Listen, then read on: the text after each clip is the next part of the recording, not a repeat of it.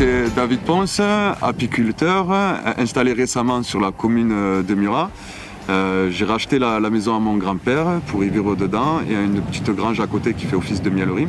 J'ai un peu plus de 200 ruches et très récemment j'ai reçu une médaille d'or sur les concours de miel de France pour la bruyère blanche. J'en suis assez fier.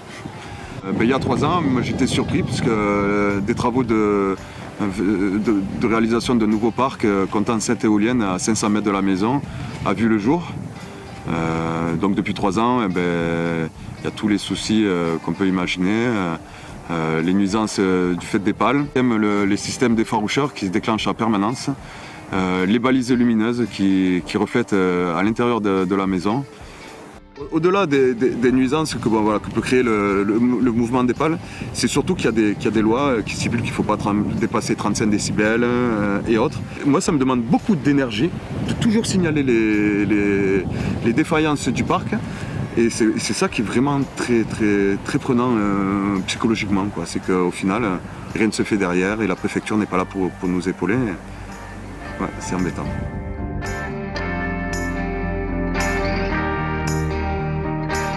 Nous ici on a un problème bien particulier, on est au sein du parc naturel régional du Haut-Languedoc et il va y avoir une refonte de la charte comme c'est prévu dans les statuts.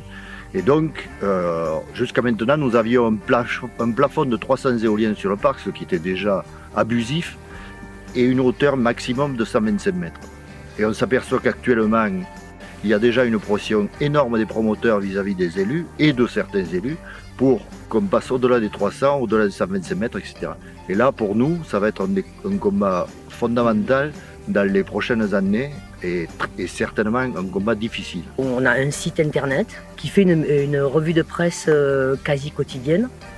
Et le site accueille bien évidemment les communiqués des associations, les alertes sur les enquêtes publiques, sur des pétitions à signer. Et sur le site, les associations peuvent trouver un guide de résistance. On édite un magazine qui s'appelle Détoxygène, qui est une réponse à un magazine édité par la région Occitanie, qui s'appelle Oxygène. Et on reprend en gros les grands chapitres, mais sauf qu'on détourne la chose en expliquant que c'est bien beau de parler de la biodiversité, mais on ne peut pas avoir dans la bouche le mot biodiversité en permanence, protection des paysages, quand en fait on veut multiplier par 3 ou 4 le nombre d'éoliennes sur un territoire qui artificialise les sols et qui bousille tout ce qui a à bousiller évidemment. Voilà.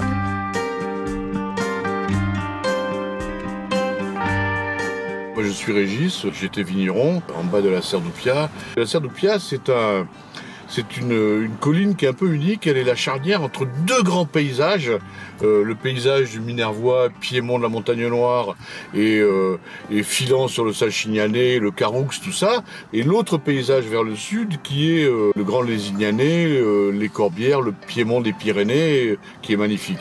Et donc cette charnière-là, elle devait rester une charnière, c'est-à-dire elle devait rester un peu vierge, cette immense colline, cette serre comme on dit chez nous. Et pas du tout, ben voilà, ils l'ont massacré et maintenant il y a ces machines géantes. Nous on est ébahis. Pour tout vous dire, là on est monté à la Serre-d'Oupia avec les amis là. Et ça fait 20 ans que j'étais pas venu ici parce que c'était un de mes lieux de balade préférés. Et quand ils ont mis les machines, qu'ils ont massacré, qu'ils ont fait ces énormes pistes, tout ça, je ne suis plus remonté. Donc là, je ne suis pas remonté ici depuis 2002, je crois. Enfin voilà, ça fait 20 ans. Et j'ai toujours autant le cœur crevé quand je viens ici. Quand je vois ça, je suis époustouflé de conneries, quoi. Voilà.